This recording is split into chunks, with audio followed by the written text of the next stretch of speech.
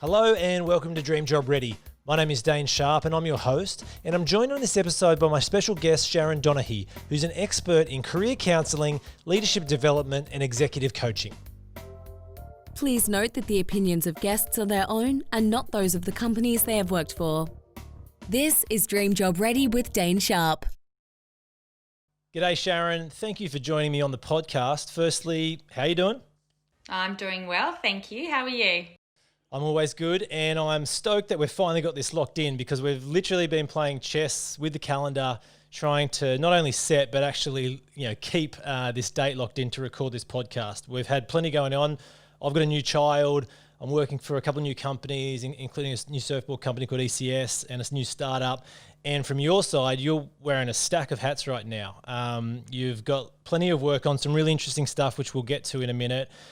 Plus, you're working from home, but it's a temporary home up in Queensland, as you've temporarily relocated because your husband, Dave, is the CEO of the Melbourne Storm. We're literally a couple of days away from the grand final, which that team's about to suit up into. I'm glad you're doing really good, but how the heck are you juggling everything and making sense of everything going on right now in your world and in the real world as well? Yeah. Thanks for that, Dane. It's been really interesting, and it has been a juggle. It has been a journey. We packed for a week away on a camp trip, and here we are at the sunny coast with the Storm, and looking forward to the grand final. I have launched a business up here, and our kids have started school up here. So it is a juggle, but I tell you what, it's been fun, and it's been a lot of personal and professional development for me as well along the way, which I'm looking forward to talking about. I saw some big smiles, and we had a few laughs before we hit record. So you're obviously doing well, and your experience in your career, hopefully, as I guess as best situated you for this as possible. You're an expert across career development, leadership development, coaching. So hopefully you've been able to kind of, compartmentalize that yourself and learn from that. Obviously most people will listen to this podcast. Well, nearly everybody will listen to this podcast post grand final. So I'll just say, pass a good luck on to Dave and the team for me, and it'll be interesting to see the result. Now, I want to throw straight away to the fact that when I look through your career, and I'm going to go way back and go into your university days, you studied education, a couple of different degrees across that, and then I look through your career and it looks like a fantastic plan that you've had, that you've managed to succeed and work through and kind of tick that off. Has it been that chronologically simplified, or has it been as sporadic as the rest of us? I'd love to know about how your career journey has unfolded. Yeah, the good old perception versus reality, I think.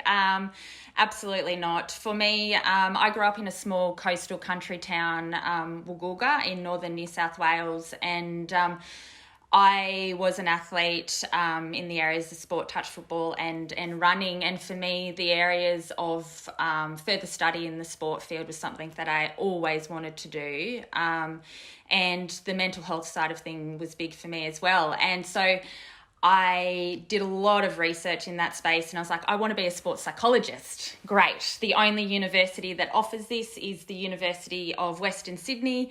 So my actual first year out of school, I was on the road to Western Sydney. A coastal beach girl, straight to Bankstown was such a big shock to me. And after a semester, I was like, no, this isn't me or who I am. And my first lecture, the lecturer asked the cohort, how many sports psychologists are currently practicing in the country today? And this was 2000. And the answer was 4. And I was like, oh my gosh, I'm never going to get a job. And we very well know now that most sporting organisations, well, Dave with the Storm, he has 2 sports psychs. It's critical. But at that time, it wasn't happening. So I did like what a lot of people do and made the call to my friends, how's Brisbane? Because obviously we had to move away to study, and they're like, it's great, come up to UQ. And I was like, awesome, what am I going to study? Education's good. People that are interested in sports psych, off we go.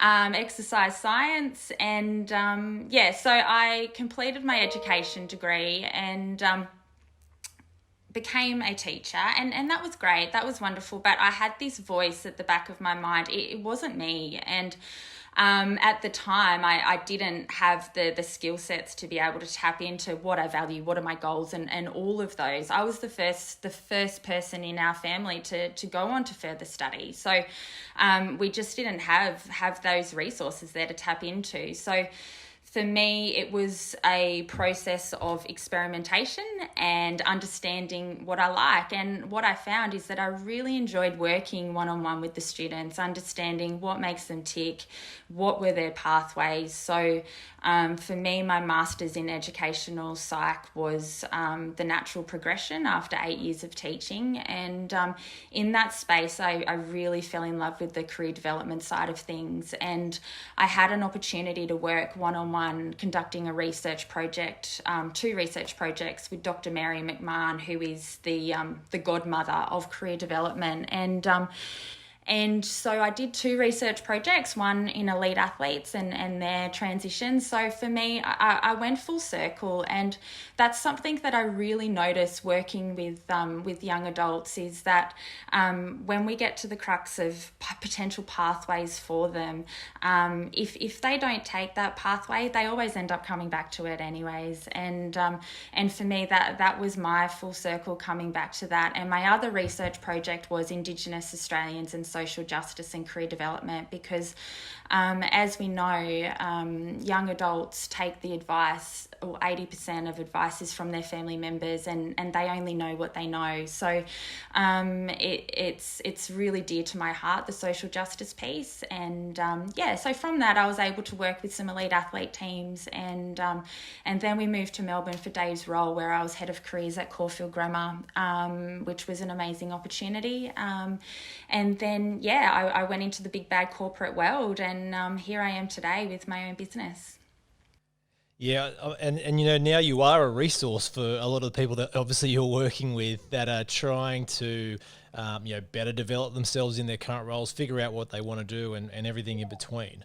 And I think that's what I've been really looking forward to talking with you about for this podcast is kind of the best of both worlds. One, I'd love to kind of see what you've learnt and discovered through some of your roles, and feel free to throw it to you to call out any of those particular roles or jobs or projects that you've worked with. But then also secondary is around what you do on the day-to-day and how that's going to help this show's listener.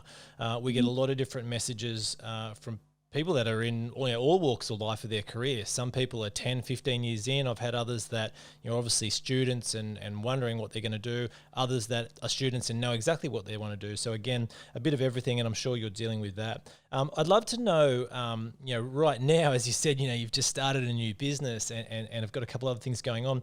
What are your main focus and priorities, right at this minute and for the next, foreseeable future? Yeah, and that's a really interesting question, because as we know, it's a holistic model, and I'm juggling mum, wife, career pathway at the moment, but my focus is developing and growing this business. And I'm really fortunate that word of mouth is a really nice it's a really nice thing in COVID, and the business is going really well. On the flip side of that, we with a career development practitioner, we put together an employability program when COVID hit, and so that's Adapt People, and we felt a really strong pull to give back, and that's the social justice model for me that's really dear to my heart. When COVID hit, so many people were losing their jobs, and it was really, really heartbreaking to watch. So I felt like I had a skill set to give back, and I was on the national exec for the Career Development Association of Australia at the time, and so I reached out to one of my people there, and we in about 2.5 weeks did about 6 months worth of work, and we created an online facilitated employability program.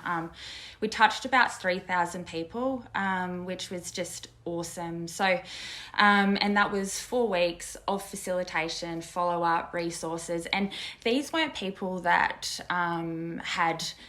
these were educated people that were lost. So for us now, it's how do we take this and scale it? And we're talking to universities at the moment, both in Australia and internationally, about implementation of this program, which is really exciting to support humans in this space. So at the moment, my priority is working one-on-one with people, and also scaling that through the Adapt People program and the Employability program. So can I ask, Adapt People, obviously I'll include a link to that in the description of this podcast. Just talk, so is that's still live now? And how is it working now, or are you just going into the second phase of it? Yeah, so we roll it out 4 times voluntary, and that's where we touched all of our people. We stopped purely because life got in the way of that. We were really fortunate. The AFL picked it up and rolled it out in their stand down package, and from that we were like, oh, okay, we think we've got something that we can market here and put out and make and put a strategy behind it. So that's what we've done with that. So if people we do want to put in the social justice piece, but first we need to make money to be able to do that. So that's where we're at the moment, is looking for backing as well to get behind it. And it's amazing what, we as people are able to achieve, put under those kind of pressures. I spoke to Laurie Holloway, who's a recruiter and talent acquisition for Cisco in the States. And that was right as, I guess, COVID was getting real. And, she's got a full-time job, huge job with Cisco, but she was able to, with support of kind of the HR and recruitment network within Cisco, initiate very quickly a different tactical, but similar kind of concept, which is how do we help people that are now, all of a sudden overnight 180 degrees from where they were yesterday.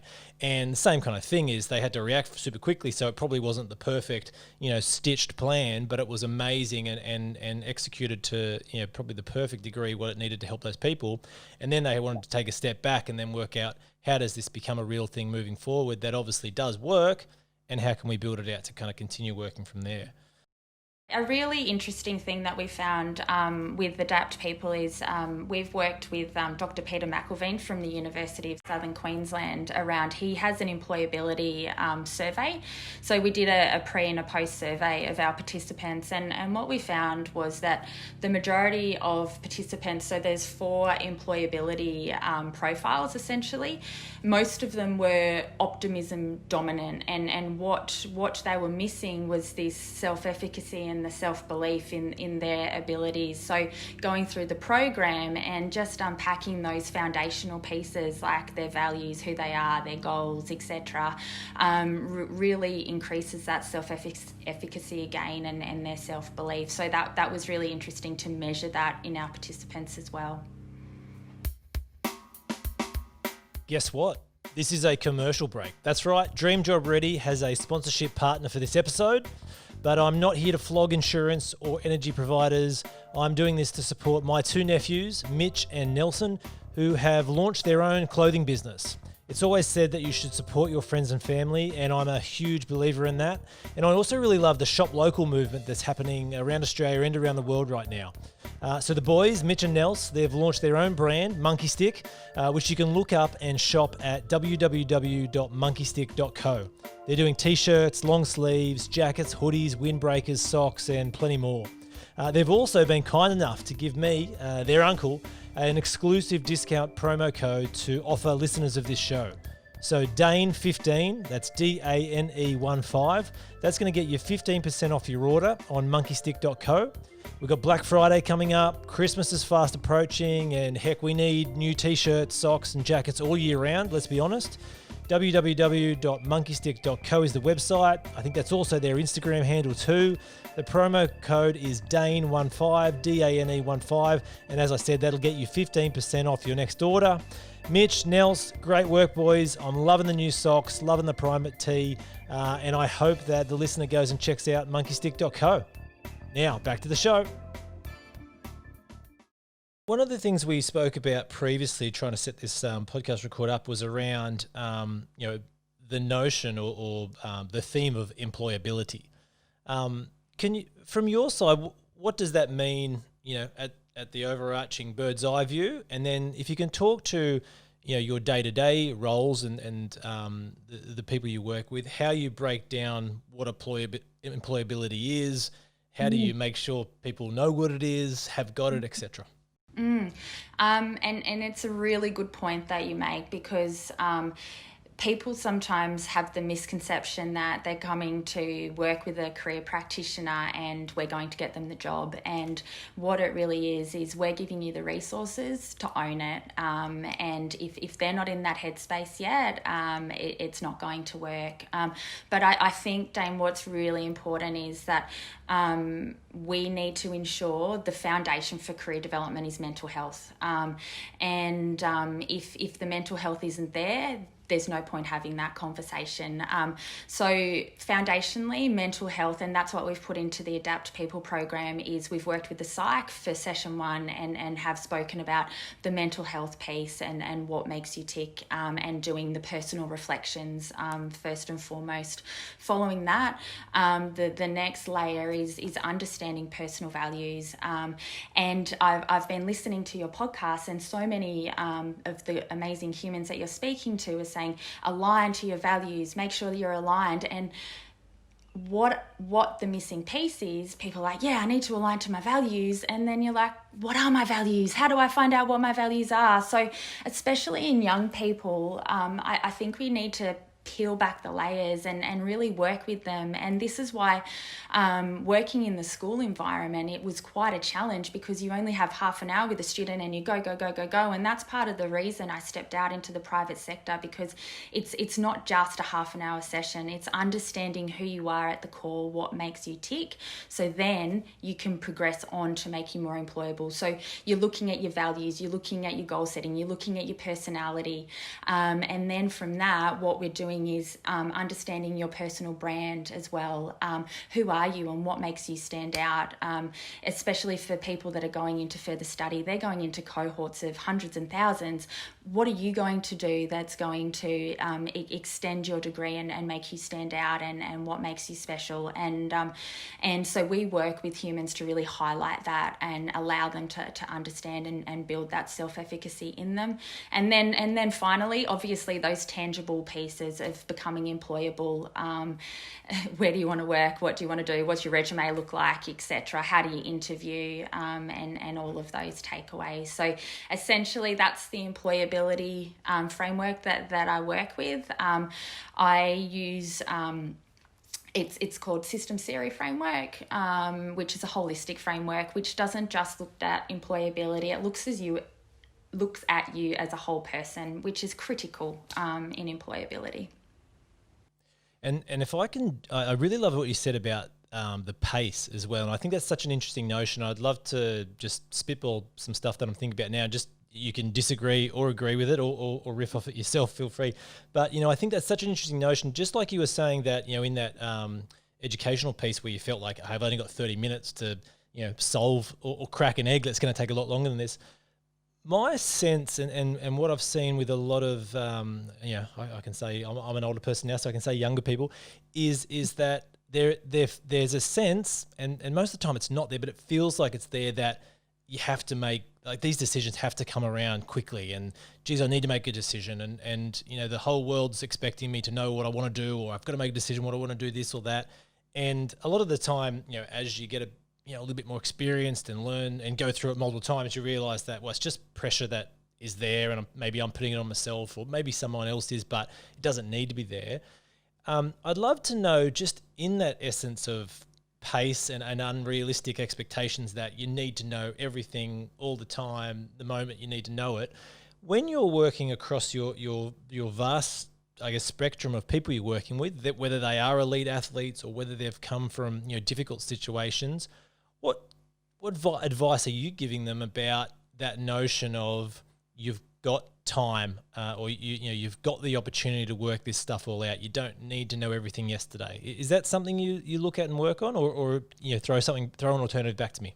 Yeah, no, it absolutely is. And these people that I'm working with are they're young, and they're not expected to know what they want to do or where they want to go. And as I said earlier, they only know what they know. So if they're in their family bubble and mum and dad are both teachers, they only know education, and what's beyond that is unknown to them. So and that comes back to the self-efficacy piece around role modelling, and having good role models, and understanding what a positive role model is. And social media is a tricky one with that at the moment with our young humans. But no, they're not expected to know what they want to do, and it is a process of experimentation. So if someone came in, and I love the young people that come to me and say, Sharyn, I have no idea what I want to do. I rub my hands together and get really excited, because you're starting with a blank canvas, and you're working through, and maybe it is, they go into a more generalist degree and they start to pick and experiment what they like. And then after that, maybe it is a master's, maybe it's internships and experimentation in that way. But absolutely not. They are young. Even graduates that come to me and they're still like, I don't know what I want to do. It's around understanding, once again, who they are, absolutely, and how can we give them the experiences that they want to start making decisions. And I'm actually going to give a plug. I don't know if you've heard of Inside Sherpa. It's an Australian company that and an amazing male created it. He did a comms law degree purely on the basis that there was an experience for him, and he got into the world of work and was like, oh, this isn't what I expected. So it's all virtual internships for young people to understand what the world of work actually looks and feels like. And in this COVID world, it's brilliant. So I'll send through the link to you to put in the notes. But yeah, for young people to get exposure, it's really wonderful. And he's in Silicon Valley at the moment, extending the program. So yeah, it's a really good one. Inside Sherpa, yeah, awesome. I'll include that link in the podcast description. And I'm always an advocate, and I talk about it plenty in this show actually, about work experience. The opportunity of doing any kind of internship, whether that's face to face, virtually, 1 week, 1 day. It just gives you a chance, slows you down almost a little bit, and just gives you a chance to test something out, try it. And I think what you were saying before, and even your nod to what you studied versus what you became and didn't like and then went to do is a great example of the fact that we can invent a lot of that stuff right now, and it's hard to think about realistically, but the majority of us are off the production line, and a job title today is completely different to what it was 5 years ago and 10 years ago, so the opportunities are endless. Another really good example of that is I am going to speak of Dave, my husband.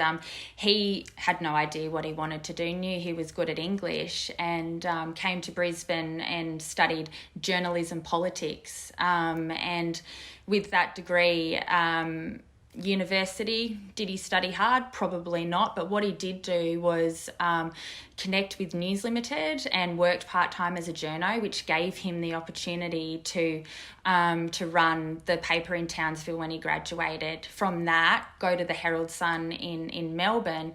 And for the young listeners, it's really important. From this, he took the opportunity to actually write his job proposal to the Melbourne Storm, told them that they needed a media and comms person, and that's how he got his foot in the door with the sports world. So his degree is actually an arts degree in politics and a journalism degree, and now he's running the most successful football club in the country. So it's all about what you do with it. Don't be defined by your degree. Yeah, that's amazing. I think you mentioned as well, youngest CEO of a football professional rugby league club, which is amazing. And I think what you're saying about getting creative, thinking outside the box, don't be defined. I know that's a theme that you've wanted to talk about, and I love it. And we've touched on it in some previous episodes, and some of my guests have really kind of emphasize the the opportunity that people have to, hey, just show me what you're willing to do. Maybe you'll get it completely wrong in the pitch or the concept, but just put the effort and the enthusiasm there, and maybe we can meet in the middle. Build on that a little bit more if you can, and maybe lynch on a certain framework that you work with people. But the ability to think outside the box, or the opportunity to think outside the box, how do you help manifest that with the people you're working with? Yeah, and I think it's important to understand what the labour market is. And post-COVID, we know that health is going to be big. So I'm using this as an example. If we say, I'm an IT person, let's start looking for IT roles within this field. And so we need to start thinking outside of, with our blinkers on, I need to work in IT. How can we, or a data analysis, for example.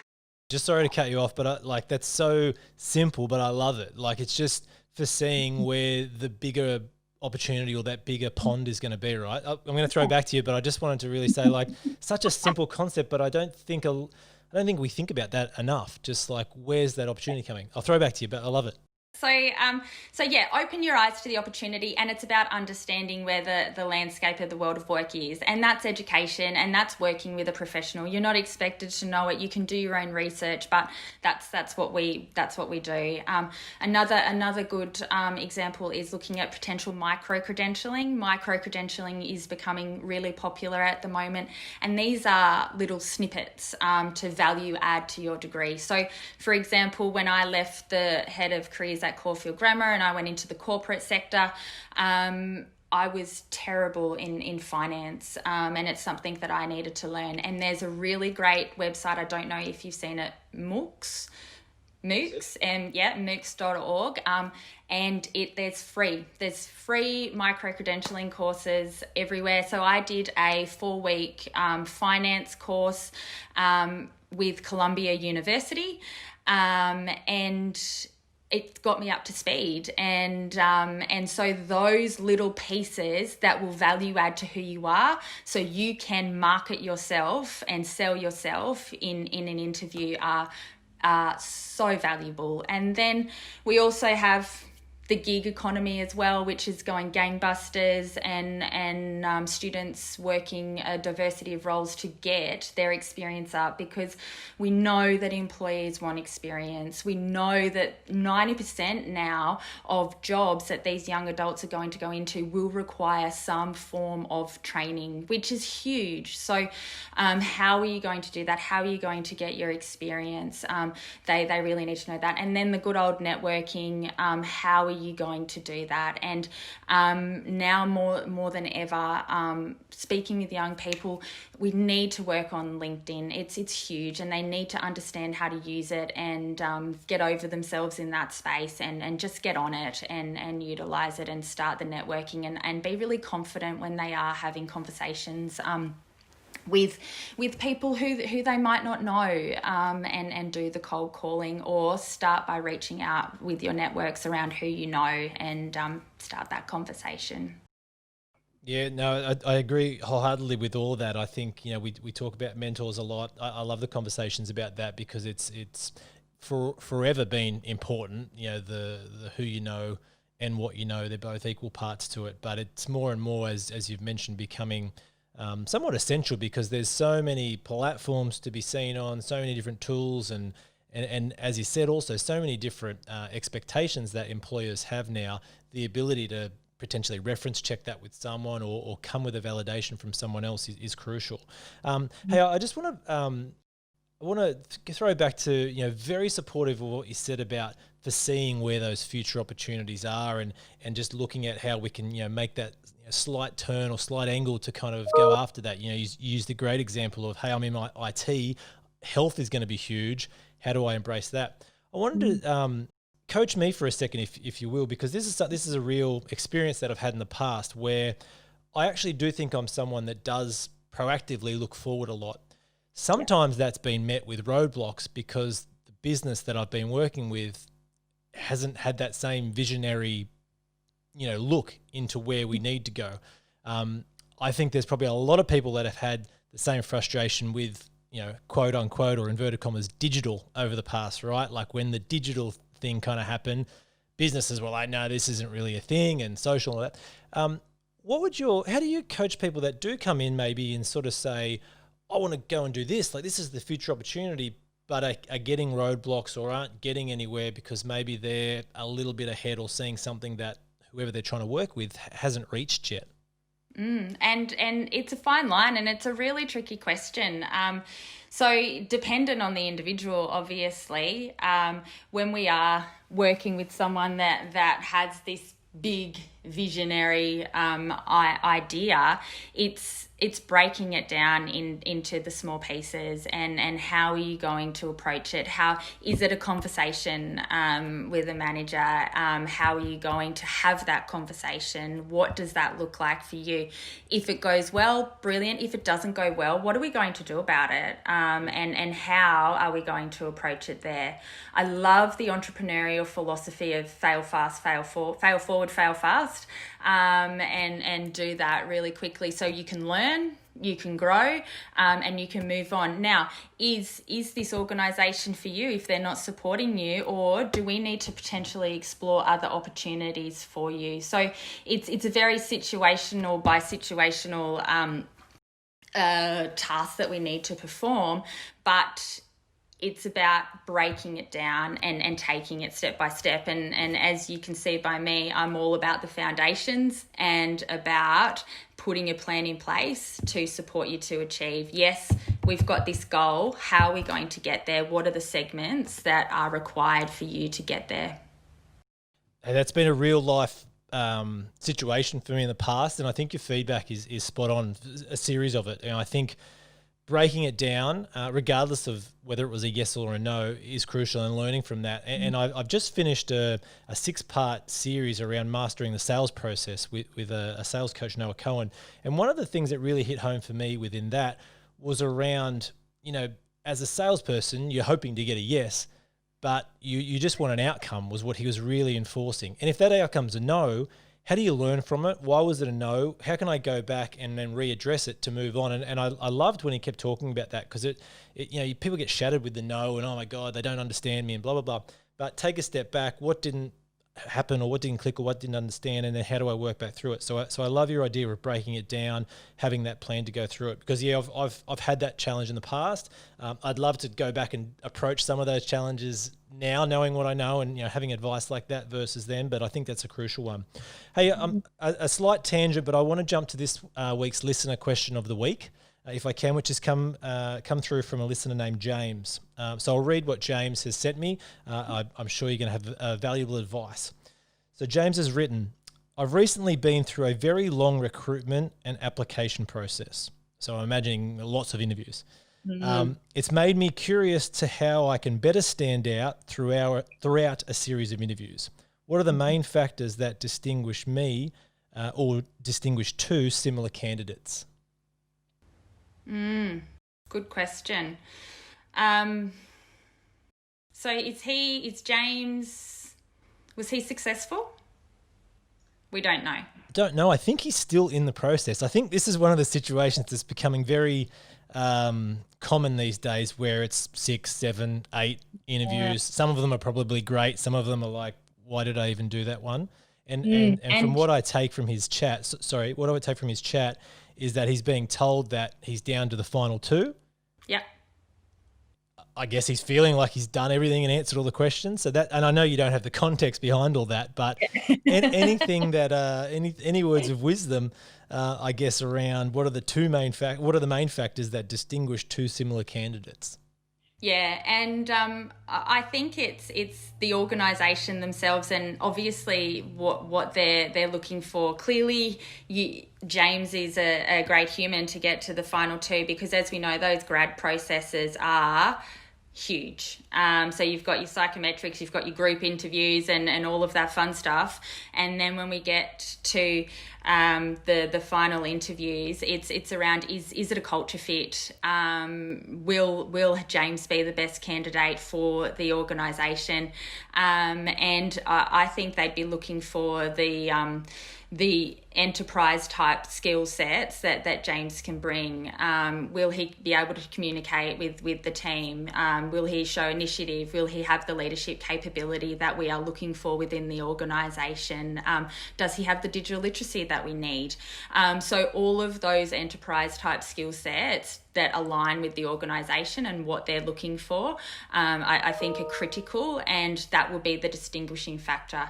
It's really important to remember, James, if he's listening, that if you are unsuccessful, that you are following up and asking the question, thank you for your time, I really valued the process, please can you provide me with feedback? And that's what we really want to know, and that's what we really need our young people to take on is feedback, and how can I learn and grow from this and from this journey, because you may be an amazing candidate, but it might be something just a little bit different that they're looking for, and that's okay, and that's absolutely fine, but learn from it, and next time it'll be a different experience for you. Can I ask, just to build on that, can I ask a curiosity question that I have, and this is something that I'm sure has come into my mind before, so maybe it's come into others, is around, as you get towards, I guess, that pointy end where, hey, I might get this role, or I might be the one that misses out. Is it worth, having a proactive conversation before that fact to ask, I don't know, potentially the recruiter or the HR person, hey, is there something that I haven't shown, or is there something else that I could show? Can I go off script here a little bit and not just wait for the next meeting? Is that something you would recommend? Yeah, absolutely. I'd be talking to the recruiter around who's my interview panel, what do I need to know about them. I'd be looking them up on LinkedIn, doing my research on who is going to be interviewing. Don't connect with them before the interview though, because it's really nice after you're on the interview panel to go back in, connect with them. Hi Bill, it was lovely to meet you today, and thank them for their time. So that's a really nice thing to do. But yes, absolutely speak to recruitment around who is going to be on the panel, who is going to be interviewing you, and anything else that they can offer you. Absolutely. Awesome. Love that little bit of advice as well. Connect after the fact. Now, I want back to you, Sharyn. Sharyn, your business pretty new, as you've mentioned. Where are you gonna take it? Where's the vision? What can you share with us about that? Yeah, so for me, on my website, you probably got the vibe that I work a little bit differently. For me, it's about building the relationships with young adults and a prolonged time with my clients. So 3 months to 12 months working with them in the process. So it's around building the relationship and watching them flourish. So for me, my vision is to have a smaller amount of authentic clients that I'm working with to see outcomes and progression and growth. At the same time, I'm working with the AIS as a career practitioner at the moment as well. So supporting athletes prior to Tokyo and obviously Paris down the track. And it's been a really interesting time working with the athletes with the Olympics being postponed. So I guess in that aspect, supporting as much as I can, not only athletes, but coaches as well. Awesome, Sharyn. The guys and the girls that are in that program are going to be in some safe hands. Really inspiring and awesome work that you're doing, across all the different fields, as you've mentioned, students, athletes, doing Indigenous coaching, and obviously the most recent work with Adapt People around, the impacts of COVID and working through that, which has been so crucial and will continue as we kind of navigate this. Hey, I've really enjoyed our time. Thank you so much. I'm stoked that you're a listener of the podcast. That's humbling first and foremost. But it's been awesome having you as a guest. I'd love to get you back another time as well. Just to hear how you're going, juggling everything, because you're working on plenty, and that's a task in itself. So, look, I'm sure the listeners enjoyed this. Thank you again, big time, for being a guest on the podcast. No, thank you, Dane. Really appreciate it. And as I said at the start, this is a really valuable podcast that I'm sure a lot of young people will get value out of. So congratulations. Awesome. Thank you, Sharyn. Have an awesome day. Thank you. Bye. Hey there, this is Dane. I just wanted to say a quick but very big thanks for listening to this episode of the Dream Job Ready podcast. That was Sharyn Donaghy. What an amazing guest and some really valuable advice that she shared throughout that interview. I've included all of her references and links that she talked to in the podcast description, so please go back and check that out. Last but not least, please subscribe, rate, comment on this podcast to help share it throughout it to the wider network. And you can also connect with us on LinkedIn, Instagram, Twitter and Facebook at Dream Job Ready. Hope you're having an awesome day. See you on the next episode.